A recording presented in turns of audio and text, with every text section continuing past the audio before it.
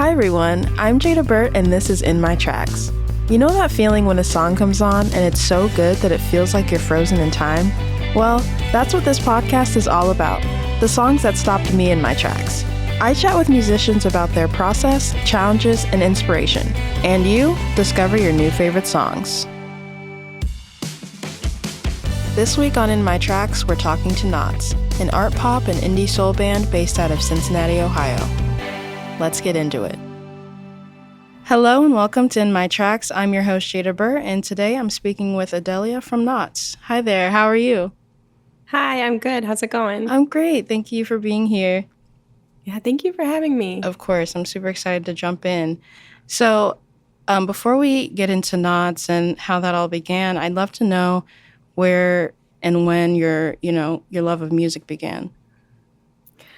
It's really hard to know the exact moment, but I always loved it. I always loved hearing all of the pop music on the radio and memorized all the songs. And I don't know, it was just always there. And I loved making up songs with my friends in elementary school. That really jumps into that collaborative, just loving space if you're really starting that young with your friends in elementary school.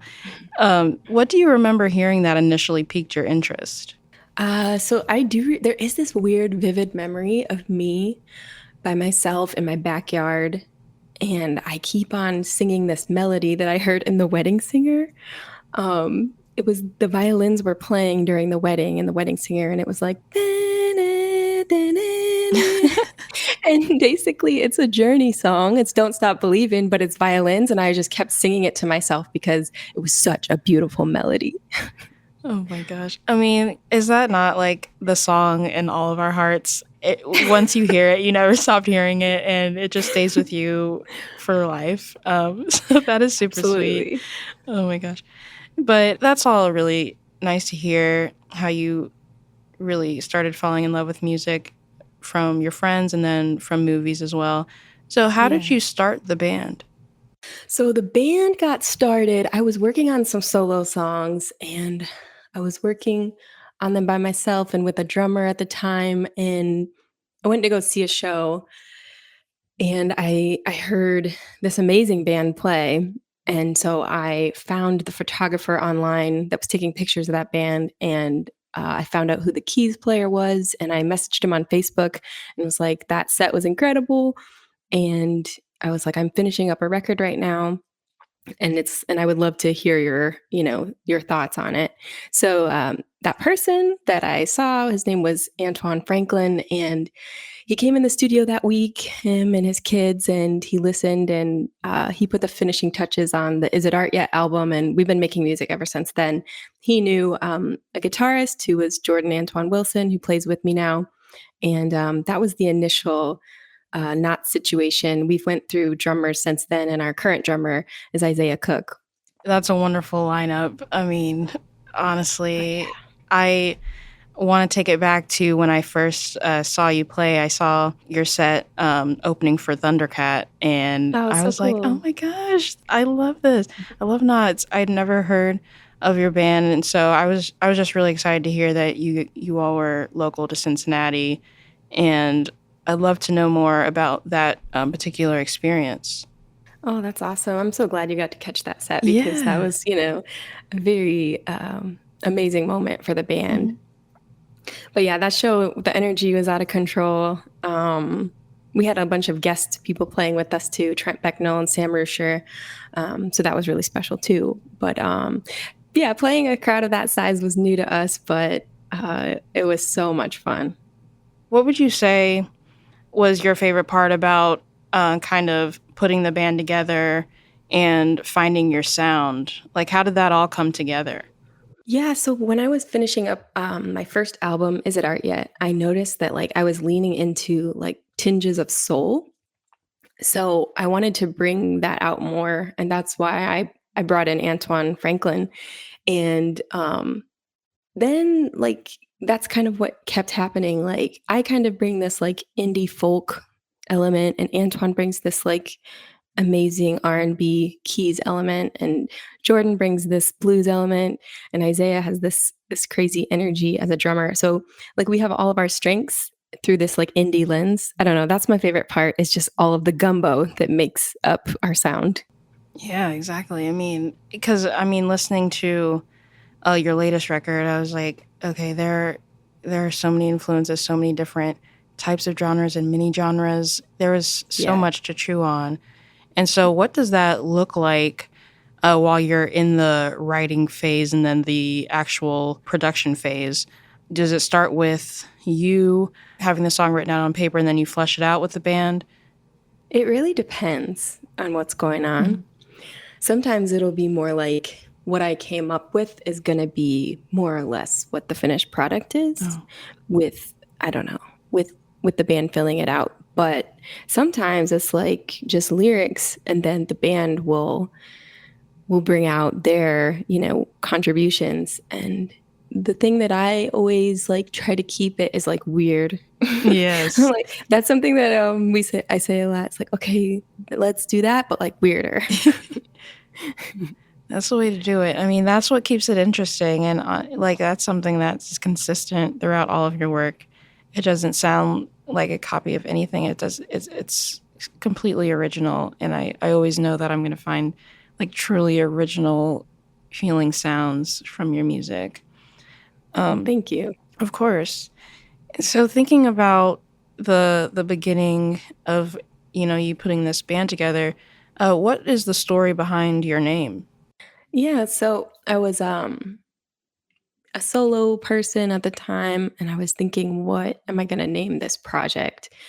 And I heard something on the radio that was basically a story covering an artist doing a modern rendition of a classic painting, and it was called Mary Untier of Knots. And I don't know, it was just such a beautiful, like even through the radio, how they described it, the piece was so beautiful. People came up to this project and they tied knots and they were basically their worries and prayers onto this like board or whatever. And I just felt like songs are kind of like that. They untie and tie up, and sometimes they can be things we want to let go. Absolutely. That's such an interesting concept, but so true. Songs like They'll Never Leave Us, they've been here before we were born and they'll be here after. How do you think about that when it comes to writing your music and kind of like creating your legacy as you continue to write and release music? Yeah, I know that's an interesting thing. I don't really think a lot about it. Um, I just think it's something that I have to do. Hmm. It's how I process the world around me. And I also get a lot from sharing it with others. So I'm kind of like in a present state of mind when I think of it.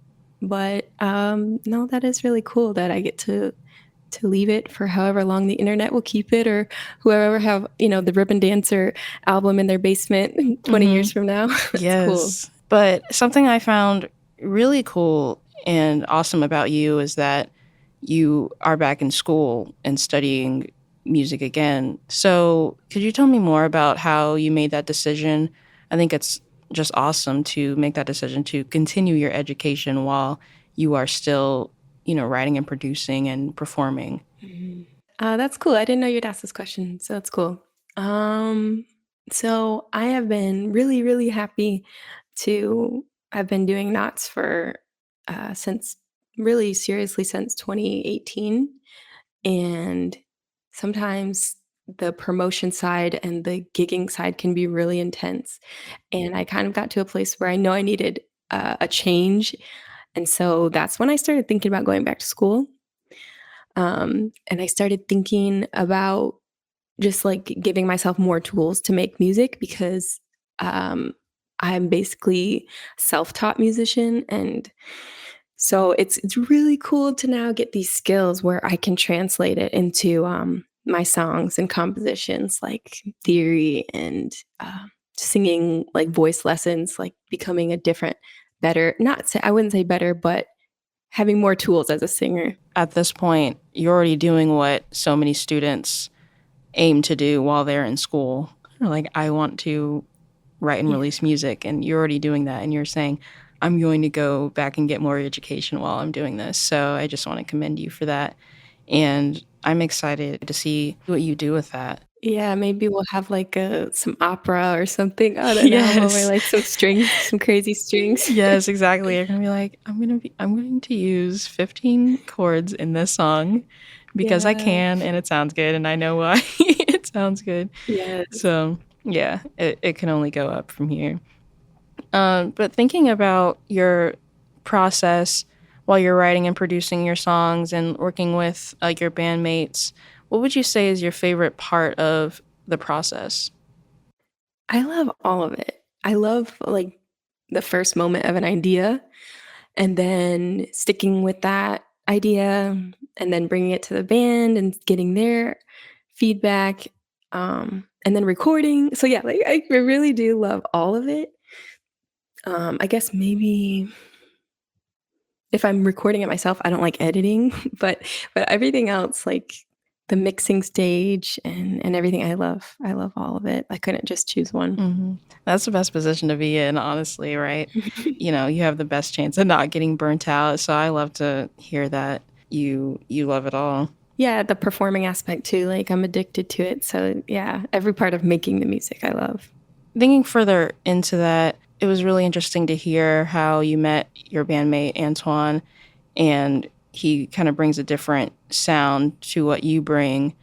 Could you speak more about the value of collaboration in your work as you continued to find new bandmates and then also like have sub members for different performances? For sure. Yeah, so, like, for me, I can only look at a song from one angle, and my skill is limited, to be real. Like, I can play what I think sounds good. My real strength is in, um, singing and writing. So as far as, like, technical ability, it's not that far. But my band, like, has allowed a depth to the songs that I create to happen. So, I mean, for that, I'm super grateful. I think that's one of my favorite parts of music making. Okay, now I have a favorite part. My favorite part of music making is collaboration because it's one thing by myself, but it's a whole world when the band gets together. It's nothing like that feeling in the world. I love the fact that you brought up the point that your band brings a different set of skills than you have, and you do the same, vice versa. So, Yeah. coming together, you're able to create these songs that either one side of the coin wouldn't have made on their own, or the other side of the coin wouldn't have made on their own. Collaboration is everything, right? I love Yeah. that. And so, thinking back to the beginning of your career when you were working solo, when would you say you knew that you were meant to pursue music professionally?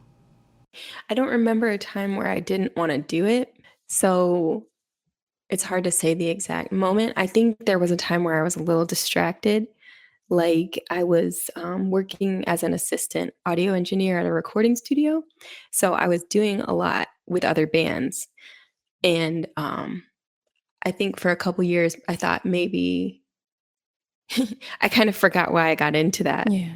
And I got into that to record my own music because I couldn't imagine paying a recording studio, like, I couldn't imagine that. Mhm. So I got into it to record my own music, but for a couple years, I was just recording other people's music.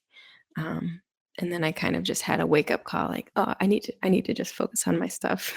Yes, absolutely. I would love to hear more about that specific moment because I find that a lot of people fall into that tough spot where it's like, I know I have music that I want to release, I want to record, but I'm kind of focused on these other things that I have to do.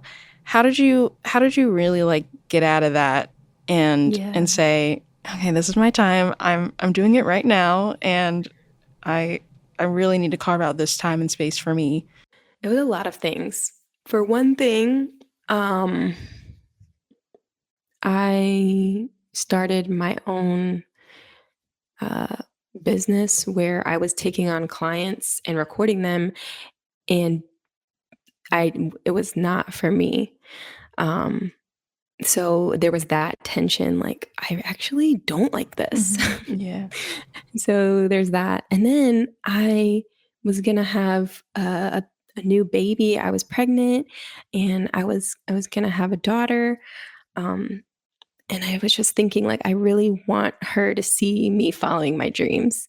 So that was a huge motivation to just like finish my album and make it happen, even though, like, yeah, like people have these songs, but putting them together is a lot of hard work, and making them to where you feel like they're finished is a lot of hard work. But yeah, I feel like those factors really contributed to finishing it and doing like the scary work of like releasing it. What if no one likes it? All of those feelings, but like sticking with it. I love that you got there because your answer, I mean, there's light and darkness there.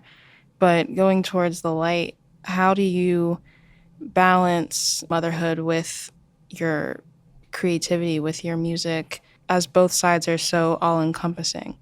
Yeah, I found that I'm very grateful for my limited time because I can't take forever on it. Like, I have to make decisions and I have to work efficiently.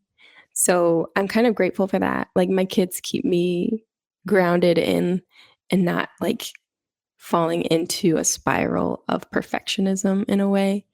Like, I have to finish in order for there to be an album. It's just limited time for everybody. Yeah, absolutely. That makes total sense. And then going on to the desire to be liked and have our art, well received. How do you quiet that noise and push through while you are working on your music and releasing it and promoting it? Yeah, that's a good question. Over the years, what I do is I think, am I telling the truth about something in this, whatever I'm doing in this song? And if I feel like it's something that is telling the truth, if it feels like something authentic, then I'm like, well, I'm gonna keep pursuing the idea. So that's one thing that I ask myself in the process. And more, I'm just like, enjoy the journey. Like, just creating it at all is, enough. Yeah, really. Those are wonderful points. Being on that journey is everything. So I'm glad that you've like found your groove, in this stage of your Yeah. life. It takes time, like you said. So, kind of going off of that, how would you say that your love of music has changed since you decided to pursue it professionally, solely focused on your artistry and your musicianship? Well, I've changed and experimented in a lot of genres for one thing, which has been so fun. And I've loved discovering more. I just keep on like appreciating more and more genres. So I'd say that. And I'd say that I've been more grateful for the journey of it. Like, no matter what it looks like, no matter if it looks like what I always hoped, whatever, that is, or not, like, just grateful that it's a part of my life. Those are wonderful points. Gratitude is everything, and Yeah. just committing to your work is hard enough. Like as a single person who's kind of getting started, but as Yeah. a mother, as a wife, as a partner, all of that stuff added on just makes it harder. So I just want to say it that from looking in, I just absolutely commend you for it because you're really Thank doing you. it. Thinking about your catalog with Knots, if you could choose the first song that a new listener heard, which one would it be? It would be Sunlight. Ooh. Yeah, it would be Sunlight because it's very much what's going on inside my brain. Mhm. Is there's this like emotional processing, and then there's like, I really, really value drums. So like on that one, my drummer at the time, CJ Eliason, I basically started the song where there was this track of these sampled drums, and I knew that I wanted him to go nuts. So anyway, like that one really describes like the inner workings of my brain, and it has these birds chirping from my neighborhood. I feel like that one really has a piece of me. I will definitely give that another spin. Hey everyone, I hope you're enjoying the conversation with Knots so far. This is the song that stopped me in my tracks. Here's Over and Over by Knots.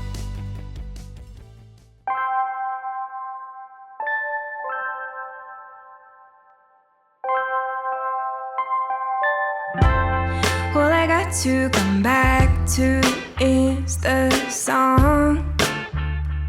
The song. Well, I got to come back to for so long. Over and over. Over and over and over. Over and over and over. It's not like I ever needed saving. There's no need to make it so dramatic. It's not like I ever needed saving.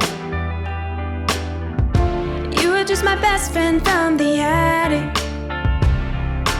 Over and over and over. Over and over and over. Okay, I might feel a little afraid. Okay,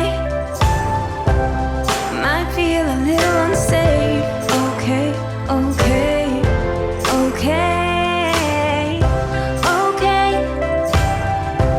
I might feel a little afraid. Okay,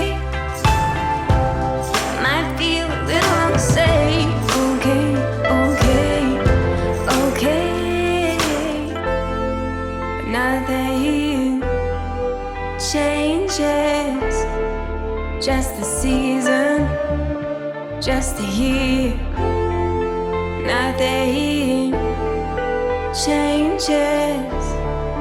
Just the phrase, just the prayer. Nothing changes. I'm still right here. I'm still right here. Over and over and over. Over and over and over. Over and over and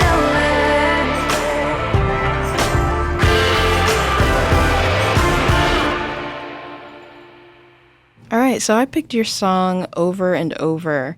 This song was such a standout for me on your latest record, and I just had to learn more about it. So, what inspired you to write this song? That's awesome. I'm glad it stood out for you. I was up in my studio space in my house, and I was just like noodling over some chords on the Korg sampler, and I saw a lyric came out like, "All I got to come back to is the song," and that felt like an important thing to say, and just to ruminate on, like we've been talking about this whole podcast, is the importance of music, and yeah, I guess I was just inspired to think about that journey of how music has been such an important role in my life. Isn't it just the best thing? It's hard to It really describe. is. I don't, I'm always at a loss when it comes to, these discussions because I'm like, how much can I say about my favorite thing in the world? How did it fit on Ribbon Dancer? What was its role on the album? Yeah, I feel like it is this song that I really wanted it to feel like something that you can, kind of groove to, but also can feel like encouraged by at the same time. And I feel like it ties in with Ribbon Dancer with the kind of synth sound that it has that is throughout the album. I love that through line. It's always amazing to me when an album comes out and each song is different in its own way, but there's this through line that really works, and I love the way you put that together Thank on you. this song and on the album altogether. Could you tell me more about the writing process and how you came up with the chorus and the verses? Yeah, so I think I was writing the verses on an acoustic piano. Once, when I was first beginning KNOTTS, I went to a business class, and it's actually a great business class. Shout out Mortar, Cincinnati. It's great. And they were telling us, coaching us how to talk about our business, and my business was KNOTTS, and they were coaching us. And when I was talking about KNOTTS, my coach said, "I want to hear about how music saved you." And remember thinking like that's a little dramatic in my head. like like there was never a time where death was knocking on my door and then like I heard, a chord and was able to, go on. But I've always felt like comforted by music, and it's always the thing that I come back to when I'm really going through something. So I guess this song is there's like a little nod to that moment when it's like, it's not like I ever needed saving in that lyric, but you were just my best friend from the attic. And it's talking about just that role in my life. No, I love that lyric. That's a really cool thing that you were able to pull those lyrics out of that conversation. How would you say you took those experiences as well as the other experiences you had while building KNOTTS as this business, as this entity, and working on this album? How did you figure out how to balance the work you were trying to do to pull it, bring it up from the ground, but also maintain your musicianship and your artistry? Yeah, well, I found that they really go hand in hand. Like being creative as like a business person is also similar to being creative as a musician and a songwriter. And I found a lot of creativity in that, like with making music videos or doing photo shoots for it. I found a lot of, cool ways to be creative, just like how I enjoy being creative musically. That's incredible to hear. With KNOTTS, I love the music videos and all of the creative assets that you put out. I just think they're so fun and unique. So it's cool to know that it's not like terrorizing you, all the work. Well, don't get me wrong. There are, the promotion side, but it's really exciting too to put it out there creatively, find different ways to put it out there. It's just both sides of the coin. How do you balance the tough parts of it, the promotion, the gigging, and the overall, like making sure it's kind of like at the top of somebody's mind, whether they're a current listener or a new listener, potential listener? So my two ways of dealing with it are ghosting my social media accounts, number one. And number two is deadlines. If I have a show, like, okay, well, it's going to be time to tell people about it. You know what I mean? Yes. So like deadlines are super helpful. I totally get that. It's got to be written down. And then going back to Over and Over, what is something that you love about this song that could potentially go unnoticed? I really like the texture and the depth that the band brought to the song. I really hoped to evoke this like 90s kind of R&B feeling, like the Moesha's theme song or something like that. Yeah, I really hoped to have some like feeling like that. And then on the part that's like, okay, I might feel a little unsafe. Okay. Like I really hope that is of comfort to somebody, because every time I sing that, it's really of comfort to me to just be like in that place of accepting, discomfort and feeling like it'll be all right. Absolutely. I mean, it definitely, I can say for me, it did. I was like, I'm really touched by these lyrics. I love them. Listening is awesome, like being able to be surrounded by the sound, but then also reading the lyrics. I'm like, wow, that is awesome and exactly what I need to hear right now. It's always really cool to see in retrospect how the right songs find you at the right times. So yeah, I love hearing that point from you. Oh, I'm glad that it resonated with you like that. Yeah, absolutely. I'm like, from Cincinnati. We love it. I'm obsessed. And then going back to the process of actually putting the song together, what did you learn about yourself while working on this song? If I'm having like some big, strong emotion, my process is to talk about how horrible it is. Like I have to really wallow in it first, and then it'll come around to the hopeful thing. Like both of them are true, but I have to like actually verbalize the pain part for the hopeful part to emerge. So I don't know. I learned that through writing this song. And writing this song, I really felt like there was a strong anchor into who I was, who I'm always going to be, no matter the things that change around me. Yeah, but I love that point that you made about needing to get through the bad first, or at least putting the bad out there first before you can see the light, see the good in situations. How would you say that way of working through situations and issues in life continues to kind of work its way into your music? I guess music is just a safe place for me to process that. So I will. Not that I think it'll be a song. I'll just start. It's kind of funny. Some of my process is just literally saying what's happening. So like I'll be like, and we're sitting and we're talking on this interview, and I'll just be like going through the actual things, and then after that, I'll see like, oh, well, that has a deeper meaning. What could it be, or what's a different way to word it? So yeah, I think it's always like my first response if I'm processing something I don't understand is to process it through music. Yeah, that's the way to do it. Honestly, I feel like Yeah. even if it's a tough situation or a not so great emotion, to try to process it through music, it always finds its way to being on the light side of things, the happy side of things, because it just feels like a warm hug at times.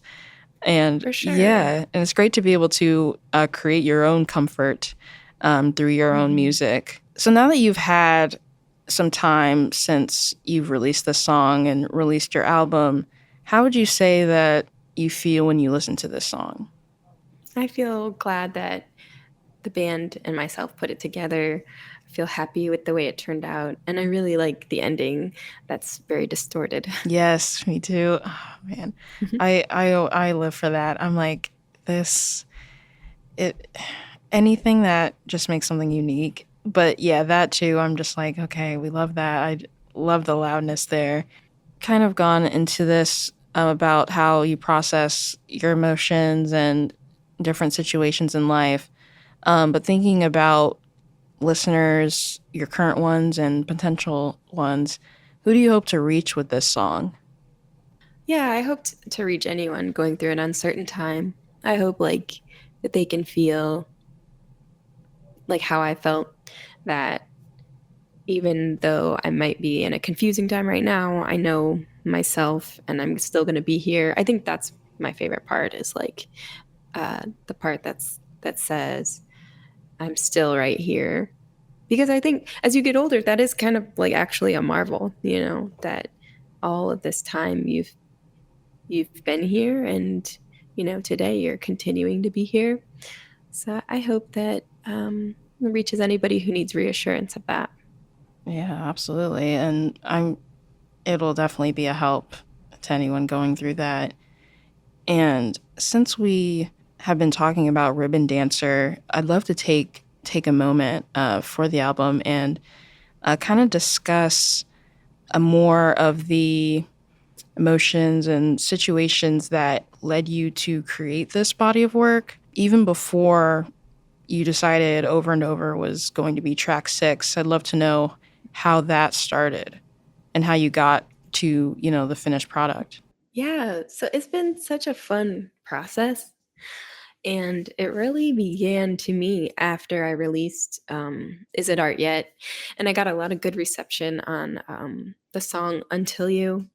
People really liked that song off of the album. And I said, like, I want to make an album that is like Until You, which I don't know how true that is for Ribbon Dancer, but the underlying thing about Until You is it's sweet, it's kind of soulful, and it's kind of like you can kind of move to it a little bit.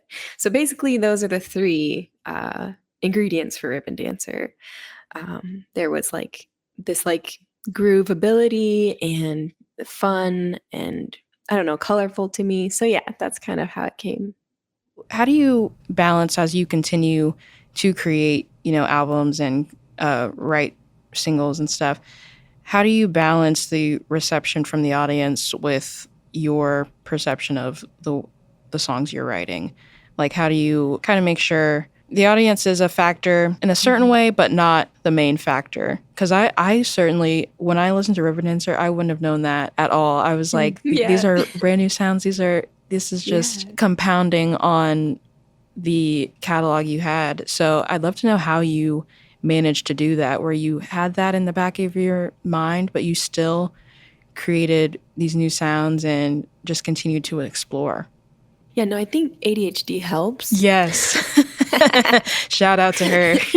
Hey, girl. Yes. I think it really, really helps because, I think I'm always wanting to go from something else is exciting me, some new thing. So I think that's really helpful. And I also think just my exploration on this album was a lot different than the album before. Um, but basically, whatever I'm into, I just hope y'all trust me and continue to trust me with what I'm most excited about at the moment. That's kind of, I just have to follow that for me as an artist, and hope that my audience is in the same place at the same time as I am. Yes, absolutely. That's all you can do. So Yeah. that's truly, I love that. Simple as that. I mean, I know like a lot of artists don't have that liberty, especially especially signed artists that are on huge labels, they can't do that. But I think that's one of the advantages of being an independent artist is that I can do whatever I want. Right. No one's saying you have to make pop music, you have to make rock music. So yeah, I love that freedom, and it only makes the work stronger. In closing, if you could speak to your younger self who was just starting her career in music, what would you say? I would say stop trying to find the fast way. Because like it doesn't exist for one thing. There's no quick way to being successful in music. And even if there was, there'd be way too many consequences for it. Be way too much asked of you if you could get there fast, but just enjoy it. Enjoy the journey. Enjoy your life of making. That's what I would say. Can totally relate to trying to find the fast way. Like, It's tempting. How can you get in like faster? That's an incredible point. How would you say that you came to that realization that you were like, you kind of touched on it earlier when you were talking about your previous job and position, but how did you really come to that point where you were like, I'm on this journey, but I'm going to have to do it my way, and it's not going to be at ultra speed, and you were fine with it, and you realized the work was going to be what it needed to be for you at the time and, in the future? Yeah, it came and it's actually more of a recent acceptance and revelation, but it came a lot from attaching myself to an idea that, okay, if I play this showcase, then I will be on a supportive label and then I will be living my dreams. It's like I would define this place of arriving as a very specific place, like, and the path is a very specific path. And it came from like bumping my head against, you know, the reality of that wasn't the showcase that was going to bring about those things, or that wasn't the show or whatever.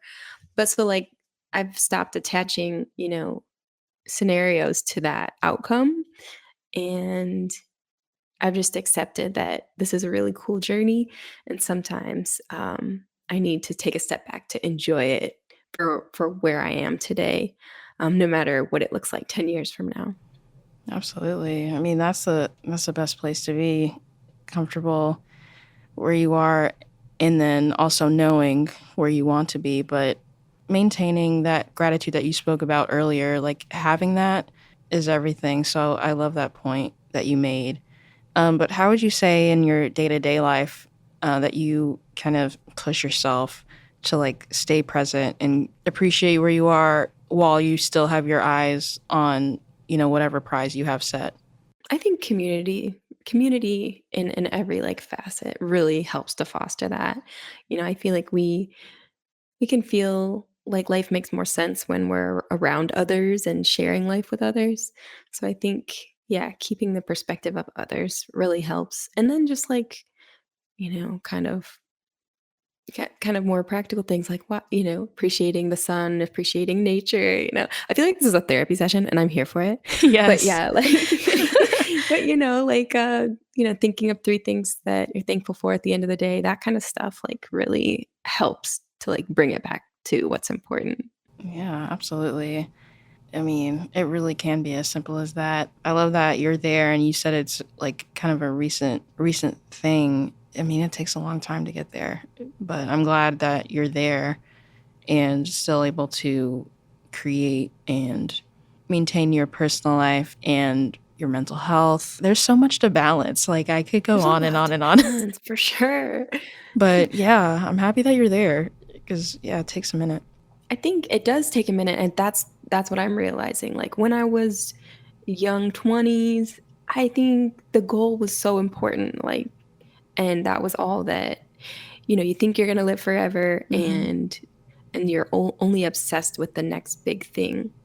And now that I'm in my 30s, I feel like I go backstage or whatever, we're on stage, and I'm like, dang, like, I'm not going to do this forever. Like, I'm going to be in my 80s someday. I think you're way more connected to the, the lifespan.